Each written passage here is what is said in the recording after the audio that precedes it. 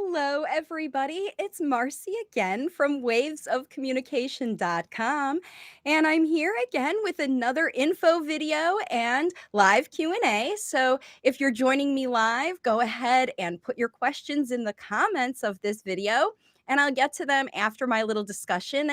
And what I'm going to get started with is a little sort of guidance for parents to use your intuition along with what we know from neuroscience research about language development so that you can help your child start to trigger their natural speech to emerge, because that's what we're always focusing on with language facilitation. If you haven't met me before or seen any of my videos, I'm going to introduce myself real quick. My name is Marcy Melzer, and I am an intuitive speech and language pathologist and language facilitation consultant. And what that means is that I use my intuition to help parents understand what habits and patterns and behaviors you have going on in your household right now that are potentially blocking your child's natural speech from emerging. And I also teach parents how to facilitate language in a way that children want to learn how to use their own language themselves, learn from their parents. So if you are a parent who has a child who is late talking and you're interested in getting them to shift from their nonverbal communication that they're using right now into spoken language, then this video will be helpful for you to understand what's going on neurologically in your child's brain while you are facilitating language and how to take advantage of the things that you know about your child using your intuition. And so that's why I have this interesting little graphic today. We're talking about balance. There has to be a balance between the things we need to do to get the neurology growing and building in your child's brain and the intuition that you already have, the intuitive connection that you already have with your child to maximize what I call put the gasoline on the fire of any kind of strategies that are going to facilitate the neuroscience. Okay. So just to begin with, when we understand what's going on in a late talker's brain, there's a whole system of processes that have to happen. Information has to travel all around the brain along fibers, neurological fibers that go and take the information from one part of the brain to the other. Impulses, information, however it goes. We don't know how it works because we can't see it moving, but we know from fMRI studies that have been done at places like Yale, Stanford, Columbia universities, Harvard, and overseas as well, and Oxford. They are doing studies about what's happening in the brain while children are processing language. And what they have found is that in those children who are late talking, there's a part of the brain that's not activating. That means that the information that is getting in there isn't traveling around the brain as it should to get the whole process completed. Children may memorize words or learn visuals, how things look, but they may learn how to label them, but the actual process to use and learn a spoken language functionally requires a whole process of activity inside of the brain. And that's where the neuroscience comes in.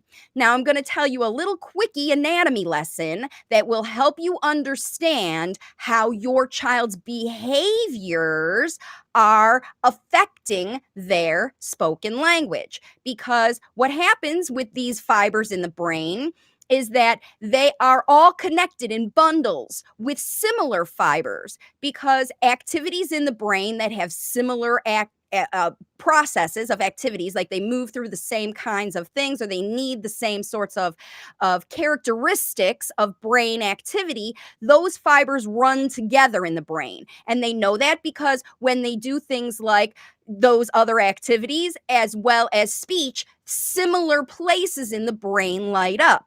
which is why so many children use other behaviors. They demonstrate other behaviors when they're trying to talk naturally, trying on their own.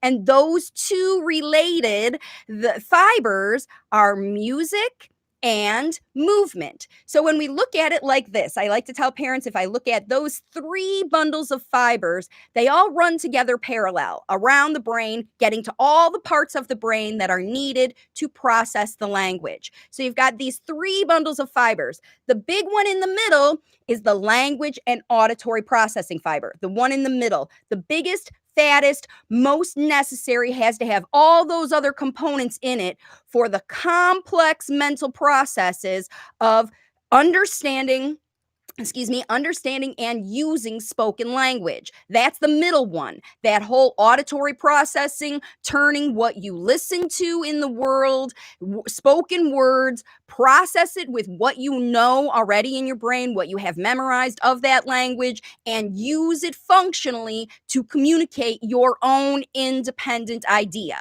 That's what I'm talking about, spoken language. And in order for that process to happen, the related fibers, the ones on the side, also have to be working properly. And this first one, the music side, is responsible for prosody, which is the rhythm and movement of the melody of a thing, like the structure, pattern, organization, the order of the sounds, right? It's always a pattern in music. There are rhymes. You sing the song over and over again. It's the same every time, right? That's this part.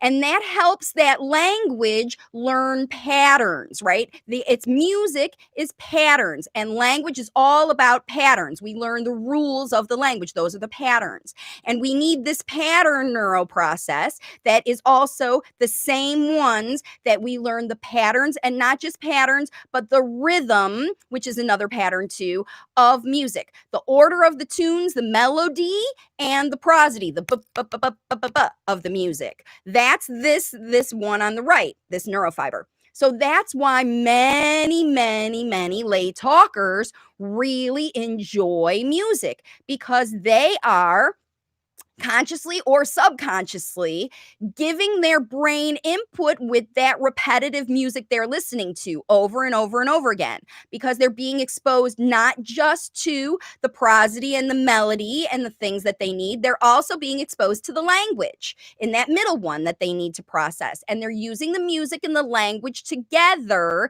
to help develop, to beef up this other neuro system that is underdeveloped, the one that's always not kicking in with kids who are late talking that they find on those MRIs. And they found that when kids are listening to music and learning talking at the same time, when they're learning songs, it's a lot more effective. And that's why many kids learn to sing before they learn to talk. And that's why stutterers learn to use clear, exact, nice, without breaking in their speech while they're singing, but they trip up when they're talking, because they're activating this extra helper neural pathway to get those language systems on fire. They're gasoline that helps them get going, all right? So that's one way that kids will beef up their neural system. And then the other system is movement, right? Because of course, in order for the speech to come out of us, the motor pathways of the brain have to be triggered. And so that's where thoughts somehow come out of your mouth, and they mean something to everybody who's listening. That's how you all are able to listen and understand, if you do, to the language that I am using right now, is because the motor aspect of your brain was activated, and how you could respond and have conversation, the other side. So that listening and understanding the patterns, that's going to be the musical side. The actual using it is going to be the motor side. So if your child is a late talker and they're moving around a lot, they could be either consciously or subconsciously using that movement to trigger these other neural pathways, these other middle ones, the harder ones that their brain is delayed in developing. Okay. Now, Just really quick, so you know, you need to have music and movement involved in your language learning strategies if you want to help your child overcome these struggling lack of development, the middle one, the language and auditory processing systems that are necessary for the language development. In order to get language to come, you have to develop this system, right? That's what I've been trying to tell all along, remembering your child's brain is underdeveloped. That doesn't mean that it never will develop. That means that it has not developed yet. That's why I call all these kids late talking. You can do an MRI. You can see that that area of the brain is not lit up when the child is listening or trying to communicate. And you can see later, after the child has had music and movement intervention with language facilitation, that those areas again will start to light up. So you can improve your child's brain. Neuroplasticity is what it's called, right? And what every practitioner who uses this idea, this theory behind helping this language and processing development happen more quickly and efficiently is by incorporating music and movement into your neurodevelopment activities, which are language facilitation. So we call it language facilitation, teaching kids to talk, all of that stuff. But what it really is neural developmental activity. Because whenever we learn something, we get new processes are developing in our brains. And that's what learning is. Now, just so you know, if you are or have been teaching your child to memorize words, just to label objects, that part, that important language processing center in the middle, is not being activated. The visual center way back here, where your child has to visually recognize or listen to, because the same center where they have to listen to and identify a noise, that's getting more towards the auditory center. But just to name it, it bypasses the processing part. It just goes to the memory, to the visual, to the memory, to the visual, and then usually they trigger some kind of a motor response, handing a picture, some kind of sign language, pointing at things, because remember, if a child is late talking, they've still got the rhythm and understanding of patterns, and they still have the motor movement with their whole body to communicate. So that's how they get by until they develop that middle language and processing center of their brain. So they will try to do movement, and the movement may not be related to an external activity. It could be a subconscious movement, or it could be singing, or it could be actual physical movement. Either one of these things, even saying words repeatedly in patterns, the same words over and over in patterns, that's that same system, right? It doesn't have to be a song you know. It can be a rhythm or rhyme or rap or something that your child has made up, because some raps are not very musical, but they do have those characteristics of pattern and rhythm. Okay? And pattern and rhythm are necessary for functional language use to develop. It's not the memorization and spitting out what you have memorized. It's the patterns and the rhythm and the order and the rules about language. That's what turns it into language, and not just another behavior where you're saying a word to label an object. Because where you're saying a word and labeling an object, you're just activating this motor part.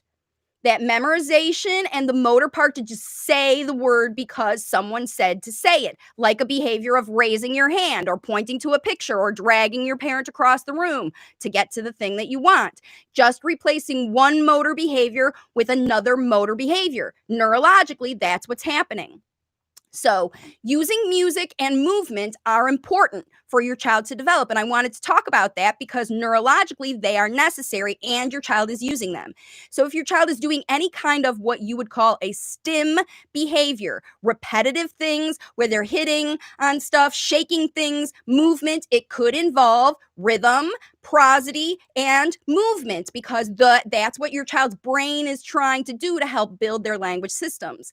Now, an intuitive language facilitator parent, to get those systems to build functionally, you have to provide the motivating speech that your child wants to learn to develop, because it's not going to trigger this middle, the really important language and processing thing, that whole auditory pathway development. It's not going to trigger that neural development unless the child wants to trigger it. Okay? The child has to be motivated to want to process this language as a functional bit for them to add to their language understanding and use in the processing center. It has to get there. Okay? If it doesn't get there, the information is just going regurgitation, expression. Understand, I give it to you. I understand what you want, and I tell you. And that's it. Right?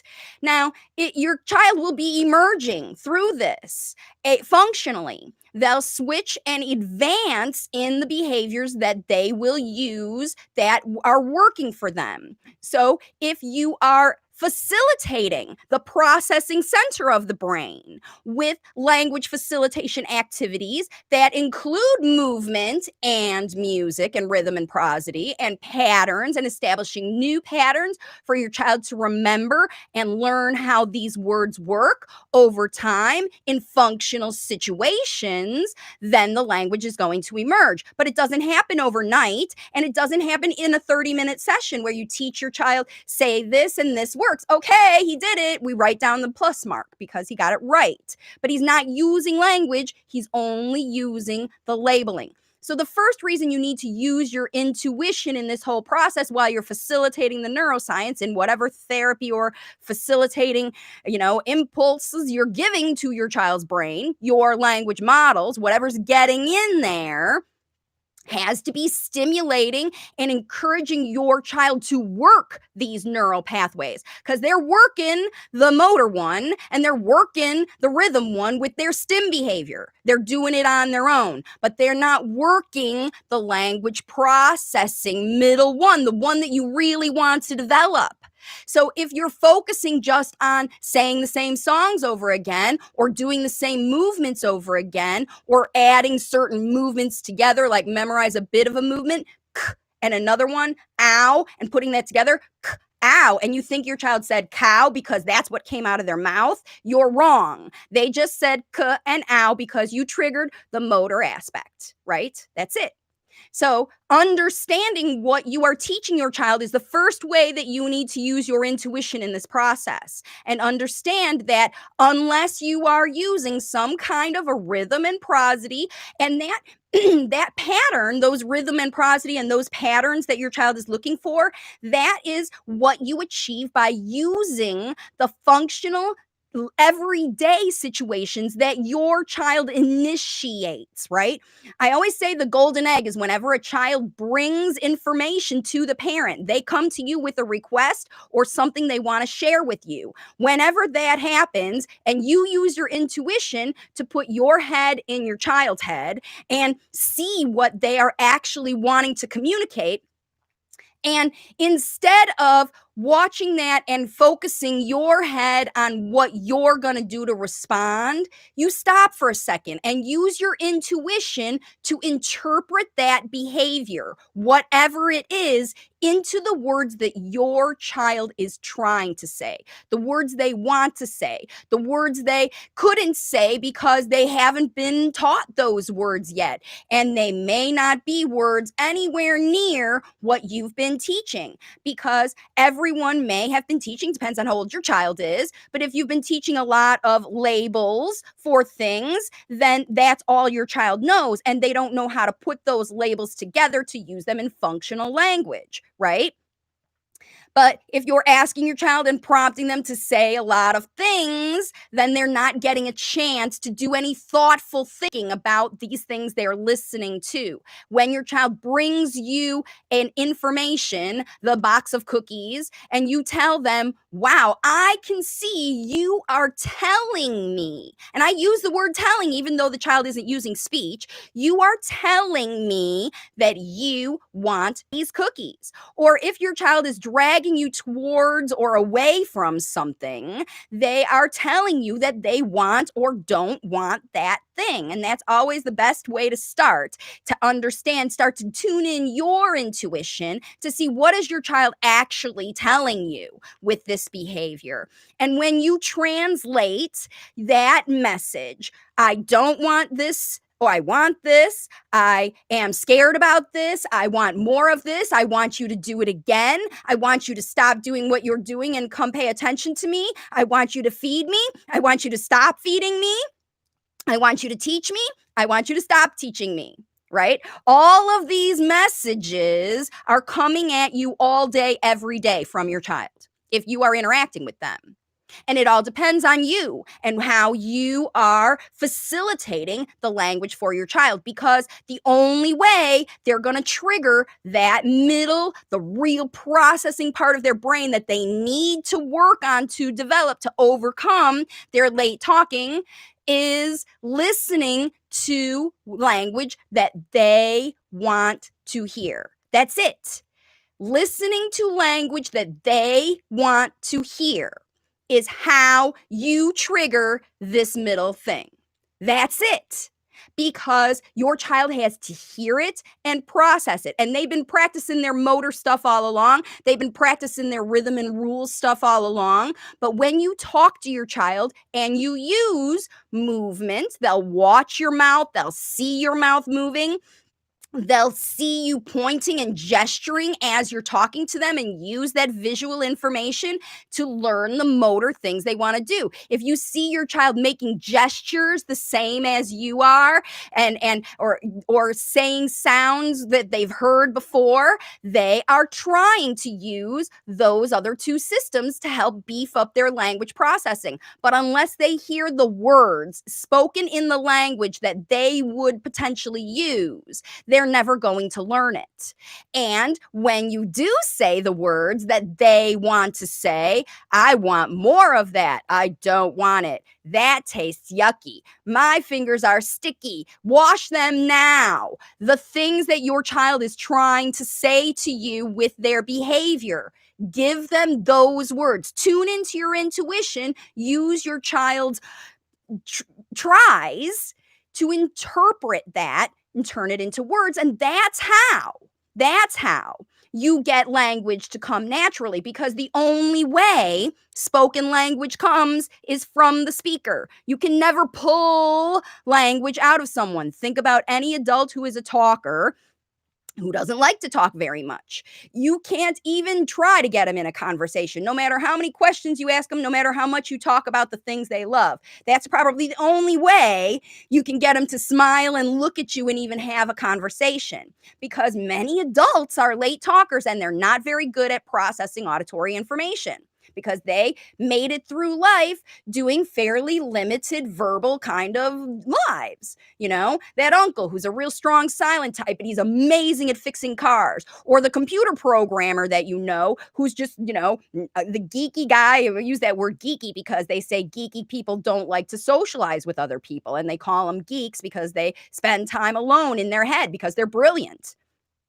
Right? A lot of late talkers are late talking because talking doesn't feel right to them. Though that middle auditory processing system, it's not developed. And it's easier for them to just either be quiet and let other people do the talking, or just avoid it altogether and recluse, spend time in their own head and just entertain themselves with their own ideas. And this is how it goes with most late talkers, right? So I hope you're understanding now how you have to balance the neuroscience, because we know that this area of the brain is underdeveloped in all late talkers. And it's underdeveloped, maybe it's ear infections because they didn't have the right auditory input.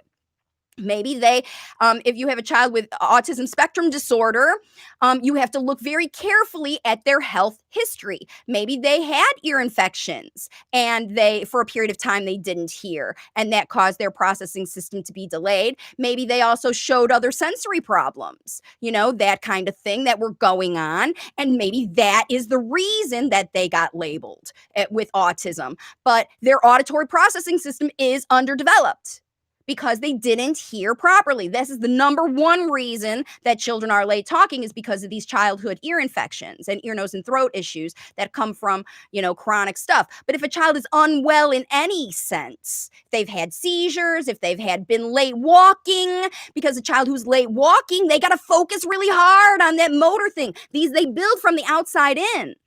These processes, I believe, because otherwise, why would kids be working so hard to develop their motor systems first? And they always do. Once they get moving around, their world opens up, and then they have a lot more to talk about.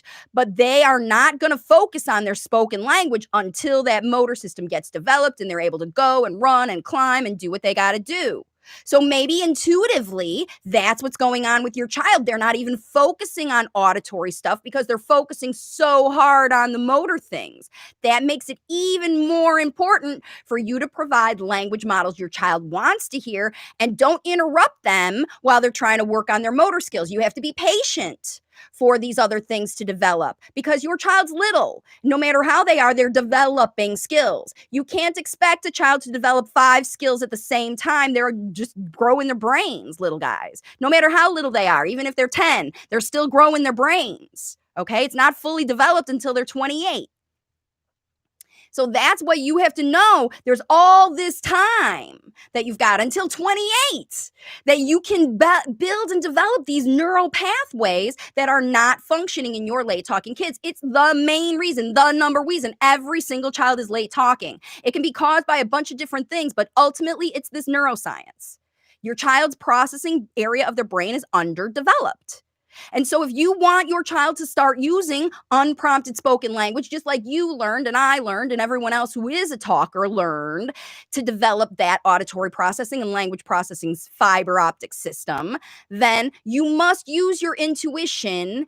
And when you're in the zone with your child, you are providing them the language models they are motivated to want to hear. Because there is a study going on right now at Yale University with Dr. Joy Hirsch, who put fMRI units on a child's head and on a parent's head. And all the parents had to do was just talk to the child with words that were interesting for the child to listen to. And all the parent had to do was talk to the child. The child was just actively listening to the parent. It's very important that the child is actively listening to the parent.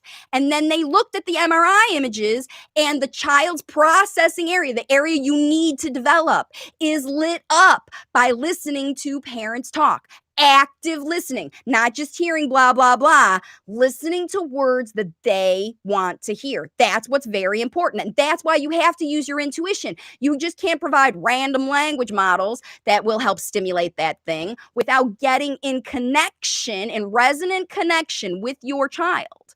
They're not going to fuel it. They're not going to do it. They have to trigger all of these neural systems. Everybody learns yourself. If someone's hand over hand pushing your face or your body around to learn a thing, they would have to do that passively to you so many times before you would even learn to do it as a behavior. Okay? And then you're still not even touching, not even activating that language processing part with those repetition activities. That's why I'm so passionate about not using exchange-based reasons in ABA and therapy and whatever reason for a child to replace, right, one behavior with another behavior. And therapy focus on that because it doesn't teach the natural language. And if you've been in that situation, then you can understand what I'm talking about.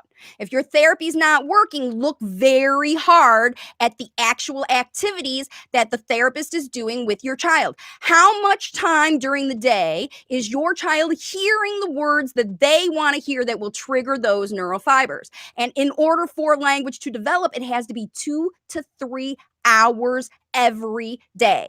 Every day. Okay? So this is delayed processing. It's delayed brain development. Okay? Parts of your child's brain are not developed as well as other parts. But the good news is child's brains are super plastic, which means they can move really easy. And the other good news is there have been wonderful scientists who have studied, so we now know that it is the music and the movement that we can use as tools to excite, put the gasoline on the fire of developing these auditory systems in your child, okay? So that is what's necessary. Vanessa says, thank you. Yes, I'm glad you agree. Hopefully everybody watching this, I don't see any more questions, and I don't want to keep this too long because it's a really super important video, and I want everybody to watch all the way to the end so that you understand what you need to do. And listen, if you are interested to figure out how to learn this process, there's tons of ways to learn how. You can read my book. It's called If It Isn't Fun, It Isn't Fun. Teach Your Child to Talk Faster Than Speech Therapy, available on Amazon and Audible and Kindle. $9.99 on Kindle. You can figure out the process of how to use your intuition and balance it with neuroscience in this book. You can find it out. If you want the entire process to get your child to communication with bilingual, social communication, all of that, you can learn in my independent study course. And if you want me to coach you through the entire process, then you can visit wavesofcommunication.com to learn about all these resources. You can find the links below this video, and you can learn the entire process to abandon these memorization kinds of things that are programming one behavior to replace another behavior, and learn how to get your child to give up all of those behaviors and replace them with the spoken language that intuitively they want to use and they want to learn desperately from you. Every late talker wants their parents to do this. Every late talker loves this because you're teaching them the words they want to say, not the words you want to hear. And when you teach a child to say the words they want to say, they will talk. And they always do. And that's why even kids who are 6, 7, 8, 9, 10 years old are learning to give up these nonverbal systems. The older kids got a lot of habits and patterns they got to break. But when they decide that talking is more efficient and fun for them, and it's easy for them to do because their parents use music and movement to help facilitate some of that language, then they do. They all learn to develop. And that's the foundation of the language facilitation work that I do. And that's what I coach parents to use at home. So thank you so much for joining me today on this video. I hope that you will watch another one. There's resources, 300 videos here on YouTube. Watch another video right now, a strategies video. Type into the search bar whatever your child is having struggle with. Asking questions, answering questions. There's big videos about that I did last week. What about labeling things? What about using conversational? If your child is using only needs-based language and you want to move into conversational, there's lots of strategies over there. But the ultimate strategy is this one: balance.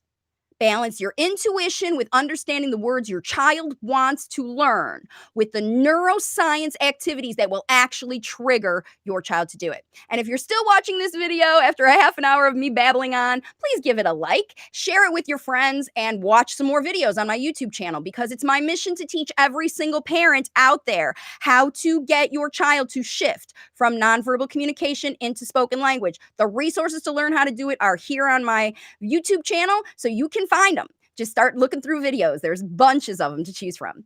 And that's great. Thanks for all your likes and shares, everybody, and all of your subscribes. Thank you so much to all my people who've subscribed lately. I have tons of new subscribers. Thank you so much to everybody who's just found my page. Hopefully, I'm going to start to change your mind a little. Sometimes it takes parents a little while to watch me, to learn, the new way that I talk about doing things. And sometimes what I say goes way against what other therapists say. A lot of therapists' foundation facilitation is this memorization stuff because they don't understand the neuroscience. Because every single therapist that I know that understands this neuroscience, they get how they have to abandon trying to force kids to do or say anything and use their intuition to teach the kids the stuff that they want to learn. And every parent who's been working with me all through COVID, while they've lost their therapy because it's been shut down for whatever reason, and their kids are just doing telesessions and their kids aren't responding to the therapist because the therapist isn't using their intuition to develop neuroscience. They're just providing with activities that the parents are doing to kill time together. Okay. If that is your life, if you're realizing that in your current therapy situation, then you need to start to look at my website, wavesofcommunication.com. There is a 1.5-hour masterclass that will tell you exactly what's going on that's blocking your child's speech. And I promise you, it's because something's out of balance. You're probably doing a lot more of this and not very much of this. So that's where that a lot of parents got out of balance. They want to do. They want to fix things and build things and do all of that, but they're not teaching the kids the words they want to hear. They're teaching them the words that parents want to hear or therapists want to hear or the numbers that that they have on the data. And that's not going to trigger your child to actually develop their own processing systems. So it will teach speech, but behavior speech, not the language that you are looking for if you want spoken language. So thanks again, everybody, for watching me today. And I will see you all in my next video coming up on Thursday over on Facebook. It'll be edited here on YouTube too, as always. And if you do have any questions or you want to reach out, just send me a comment. Put right here. I watch and read every comment that parents put on my page. And I love it when parents interact with me and tell me their problems so that I can make videos like this that will help you solve them. All right. Thanks again. And I'll see you all next time. Bye for now.